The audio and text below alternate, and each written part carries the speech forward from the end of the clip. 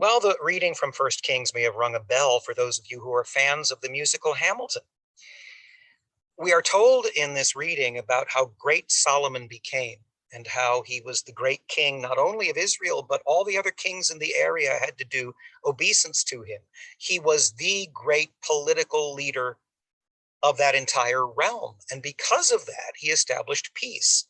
But we're told something in particular about that peace. It is said that Judah and Israel dwelt safely, every man under his vine and under his fig tree. Every man under his vine and under his fig tree. I'm reading here the commentary from Bible Hub. This is a proverbial expression, like a stitch in time saves nine. In other words, people would use this expression to talk about peace and fulfillment when every man under his vine and under his fig tree dwelt safely. But they also give you other references. It's referenced as well in 2 Kings. And here in 2 Kings, this is a situation where the Israelites are being threatened. Do not listen to Hezekiah over here on the right. For this is what the king of Assyria says, make peace with me and come out to me. Then every one of you will eat from his own vine and his own fig tree and drink water from his own cistern. So that's similar, but more specifically, it's referenced here in the Old Testament in Micah 4:4. Micah is one of the prophets. Everyone will sit under their own vine and under their own fig tree, and no one will make them afraid, for the Lord Almighty has spoken. Also Zechariah 3:10. Zechariah is another prophet. Zechariah 3:10. We want to go to Zechariah 3:10. Here we go. In that day, each of you will invite your neighbor to sit under your vine and fig tree, declares the Lord Almighty. So these are proverbial expressions about a kind of heaven on earth. You have your own vine and your own fig tree. You're not dispossessed. You're not homeless. You're not struggling to make ends meet. You have your own garden, your own vine and your own fig tree. You can make the wine, which everyone drank, and you can eat the fruit of your garden. It's sort of, in a way, it's an image of the Garden of Eden. It's at least an image of peace on earth. Now, if you're fans of Hamilton, you know that in the song One Last Time, George Washington is preparing his farewell address to the country when he decides that he's not going to run for another term as president. And he uses this phrase in his farewell address. He uses this phrase to refer to the United States. So let's see if I can pull it up here. Here are the lyrics for One Last Time. I'm gonna make this a little bigger. Like the scripture says, this is Washington.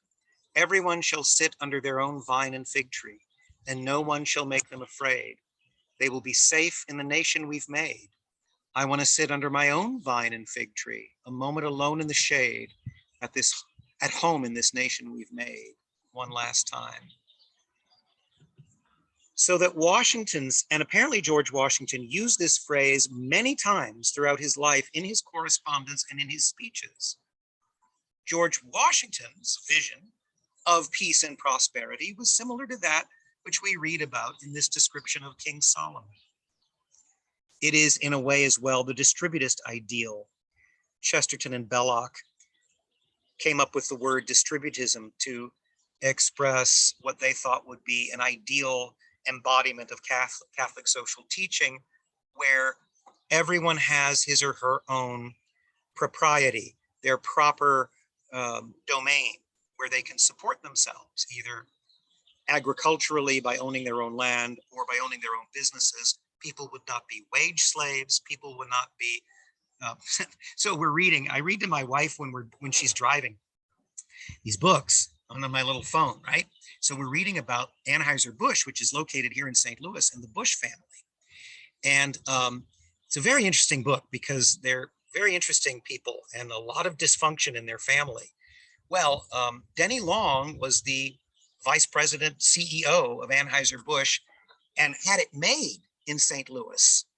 But then, even though he was #1 in the brewery, August Bush III, who was the chairman and sort of his family had started the brewery, made sure that Denny Long was ousted at one point. So even if you're high up on the ladder, even if you're an executive, ultimately you're a wage slave in some ways if you're working for a boss or in a field where there's a certain amount of arbitrary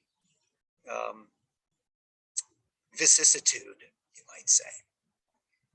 So those of your moms and dads who are struggling to make ends meet, that is opposed somewhat to not only the ideal we read about in the Old Testament, but what George Washington says, and really ultimately of Catholic social teaching. People who are dispossessed are people who are poor, are people who are desperate, are people who are sometimes being invaded or tormented.